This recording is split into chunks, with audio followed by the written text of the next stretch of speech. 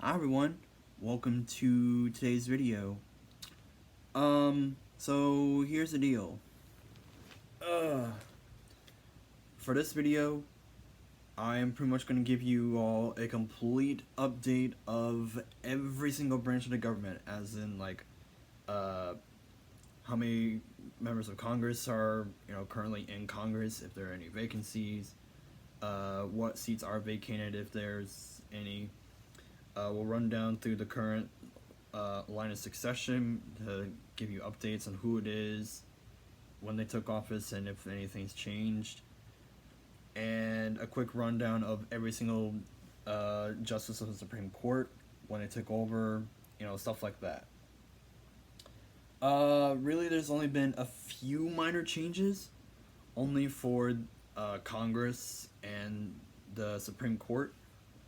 Not much has really changed in the executive branch, but we'll get to that when we get to it. So, like always, we're going to start out with Congress. We're going to start with the Senate, as we always do, per usual. We have 100 members of the Senate, obviously, 2 per state. Currently, we have 50 Republicans, 48 Democrats, and 2 independents. No vacancies. President pro tempore is Senator Patrick Leahy of Vermont, who is a Democrat.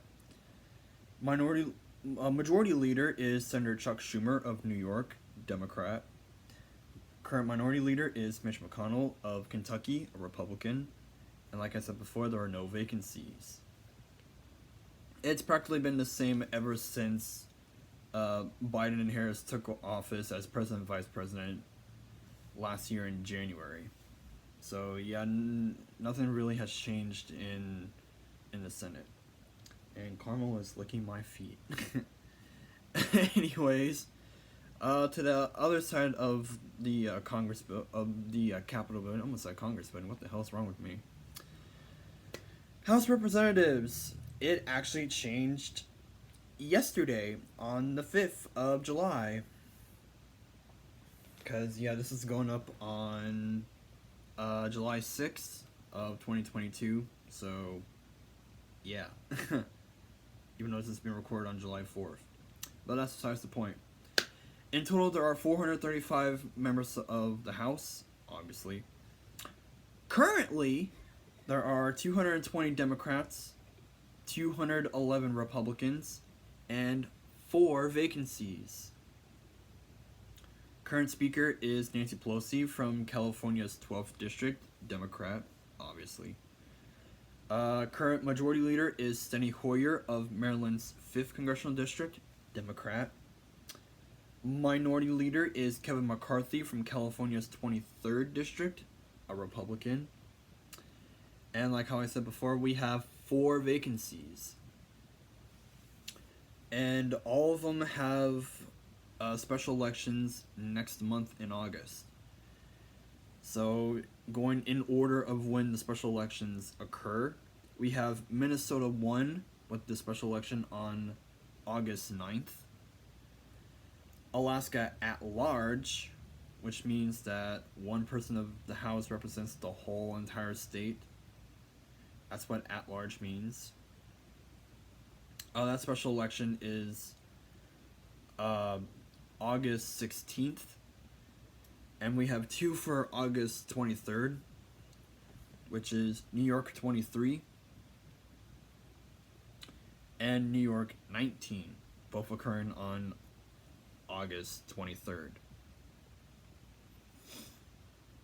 Alright, over to the executive branch, which is when we do the line of succession. President, obviously still Joe Biden, office since January 20th of last year. Vice President, still Kamala Harris, took office of January 20th of last year as well. Speaker of the House, like how I said before, it is still Nancy Pelosi. She's been in office since January 3rd of 2019. President pro tempore of the Senate. Yes, this is Carmel, everyone. Hello, Carmel. Go away. It's still Senator Patrick Leahy, who's been in office since January 20th of last year.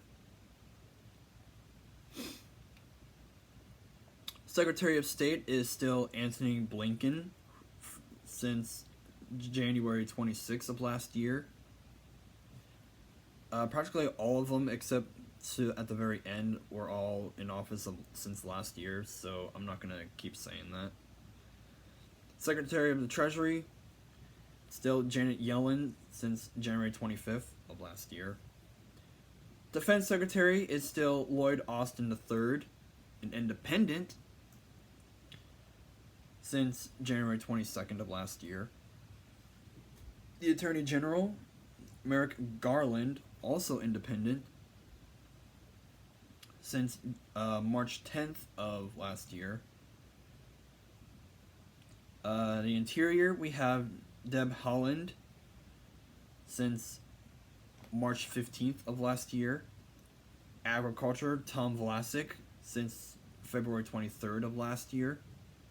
Commerce, we have Gina Raimondo from March 2nd of last year. Labor, Marty Walsh since March 22nd of last year. Health and Human Services, we have Xavier Becerra since March 18th of last year. Housing and Urban Development, Marcia Fudge since March 10th of last year. Transportation, we have Pete Buttigieg since February 2nd of last year.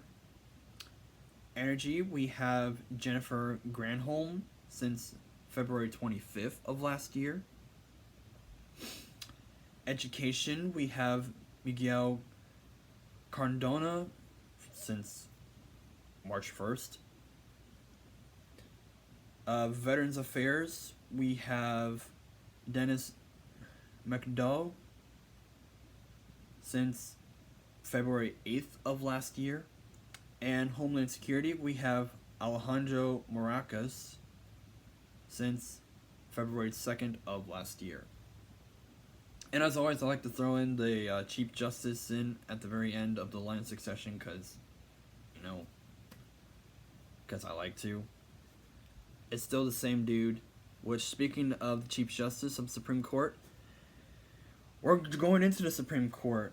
We're going to go a little bit more in depth of that. We're almost done, trust me, guys. So, like how I said, the Chief Justice is still the same guy. It is still John Roberts, appointed by President George W. Bush. The vote to confirm was 78 to 22, and he's been in office since September 29th of 2005. Alright, next up we have Clarence Thomas. Pretty much everyone else from here on is based on who's been in the Supreme Court the longest, which is usually how it's always been. It's always the Chief Justice, and then based on seniority by tenure of office. Anyways, Clarence Thomas, appointed by George H.W. Bush. His vote was 52 to 48, and he's been in office since October 23rd of 1991. Yeah, well over 30 years. Oh god, my leg. Okay. Next up we have Samuel Alito, appointed by George W. Bush, with a vote of 58-42, and has been in office since January 31st of 2006. Next we have Sonia Sotomayor, appointed by Barack Obama, with a vote of 68-31, and she's been in office since August 8th of 2009. Elena Kagan was also appointed by Obama with a vote of 63-37. She's been in office since August 7th of 2010. Next up, Neil Gorsuch, appointed by Donald Trump with a vote of 54-45. And his term started in April 10th of 2017. Next up, Brett Kavanaugh, also appointed by Trump, with a vote of 50 to 48. Yeah, I guess 2 senators didn't decide to vote then, because I remember when that happened too. His term started on October 8th of 2018. Up next, Amy Coney Barrett, also appointed by Trump, with a vote of 52-48. A lot of controversy over her. And she started her term on October 27th of 2020. And the most recent justice to get into office was literally like about a week ago. Actually, it was a week ago. Actually, more like 6 days ago, but, well, 8 days ago. You get what I mean. I can't talk today. Ketanji Brown Jackson, appointed by Joe Biden, obviously. Her vote to confirm was 53 to 47, and her term literally started on June 30th of this year. So that is pretty much the overall update of our current government. I will try to post more updates about either of the branches or whatever whenever they come out. Thanks so much for watching. Like, comment, subscribe, and we'll see you in the next video of whatever it may be. Stay classy, San Diego.